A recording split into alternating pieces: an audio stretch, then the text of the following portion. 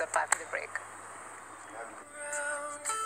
For every day to start, I haven't left you alone. Something about you is there in your eyes.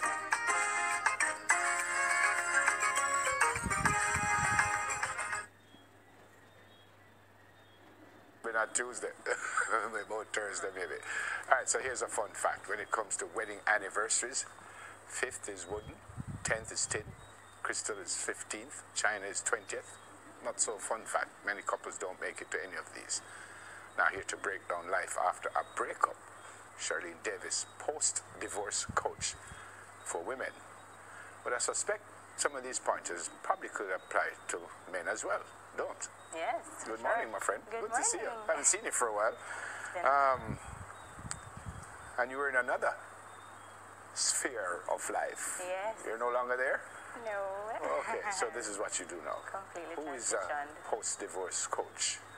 Well, I help women to reawaken to their brilliance and worth after divorce so that they can be happy and just feel like life is worth living again. Yeah, I suspect you start from the premise that they were brilliant and stuff before.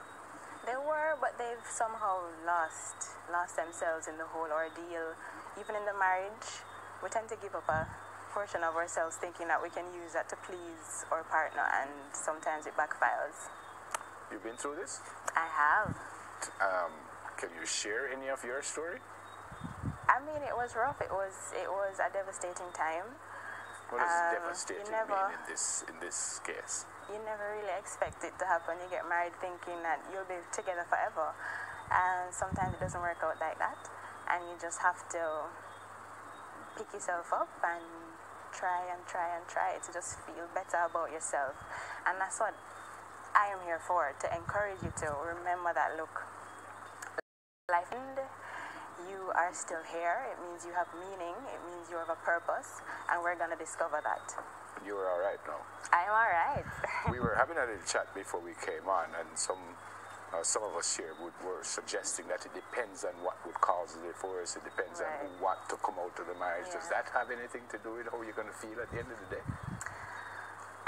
Honestly, I can't speak for like if it was really crazy in the marriage and you just had to find your way out. I'm sure that would be freeing, but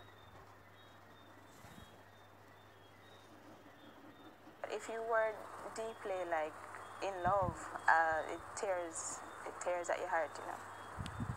And again, does it matter if me, the male, want out, or you, the female, want out? I don't think it matters. I don't think it matters. I think it pulls on everybody's emotions, and so men have feelings of having to discover their worth again, just like women do.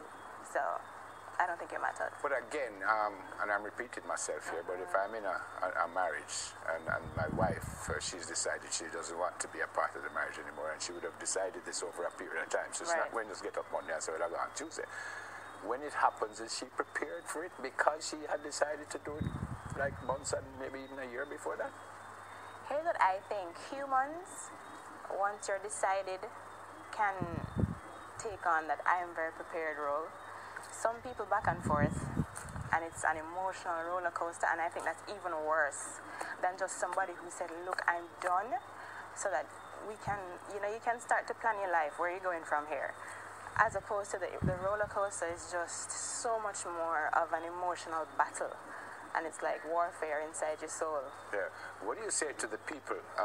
My mom and dad, they're not here anymore, and they might be a little bit annoyed with me because I'm going to say what I'm going to say. But I didn't think they were that happy, to be honest, that they coming to the end of their days. But my mother would never leave that home for whatever reason. She just would never leave with that stuff. I don't want to use the word shame or what, but I just knew she wouldn't leave. What do you say to people like that who say, well, I am in it for the long haul. I'm not having a good time, but I'm not going anywhere. Oh my gosh. So many people do that though. I believe it's a two-way street. I alone can't have a marriage. So if we're both deciding that we're going to make this work, I believe it can work. I don't necessarily encourage you to sit down and be unhappy. because life is a journey and it's supposed to actually be fulfilling and have meaning. So that totally depends on the person.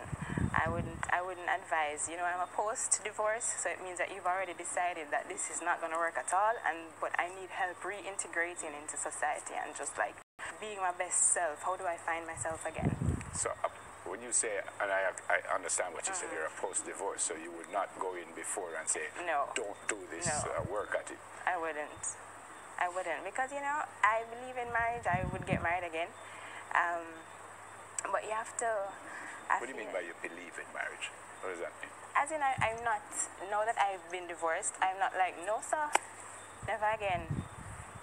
Maybe right after, I might have had that feeling, but no, I'm good. But I would get married again. When someone goes through that divorce and the pain that I suspect, as someone who's never been married and never been divorced, but I suspect there must be a lot of pain there. Is. Why would you want to go through that again? I feel because like... I suspect the first time you thought this was it. Right. And if you're going to go through it again, you're going to say, well, this is it again. This is it again. How? Yeah, you know, people have 2 marriages and 3 marriages. It really is, it's always a risk. It really is always a risk. But at least you're more open now to not necessarily ignoring the red flags. Yeah. You're more open to seeing that, look, this is who you're getting with. Yeah. Be prepared for, like, you can't fix anybody, you can't change anybody. So with just that insight alone helps. Does post-divorce mean you look ahead also, or you just try to fix them from what they just left? You know, I'm not fixing them. I'm helping them to tap back into their brilliance. So it's really just asking the right questions to help them to live into even more meaning into their life. So I come to you, it never worked, I want to move on, it's sad, I'm unhappy, I don't have my partner anymore, and you say what? Well, let's discover what lights you up. Let's discover what excites you. We're trying to just shift the conversation in your mind so that your outer world can change. Brilliant. How are you found? You can find me on Facebook at facebook.com, Shar Davis XO. Shar, C-H-A-R, Shar Davis XO. Brilliant to see you. Good to see you too. Yeah, good luck with it. Thank you. I hope you don't. Well, I was going to say I hope you don't have too much work. Because in a way to say I hope people, if they get married, they stay dating. But then they feel hungry if that happens. The truth is, well, I mean, I already have work, so, because there's so many. Unfortunately. Shar Davis. But, at thank you. Where? Facebook.com/Shar Davis XO. All right. Post-divorce coach for women, Charlene Davis. And do you put that for women, or are you just a post-divorce coach? I put post-divorce coach, but I do say I reawaken women to their brilliance and worth after divorce. So you can reawaken me?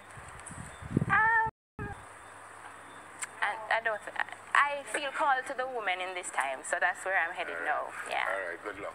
Thank you. All right, there you go, folks. On the other side of the break, we discussed the impact of the recent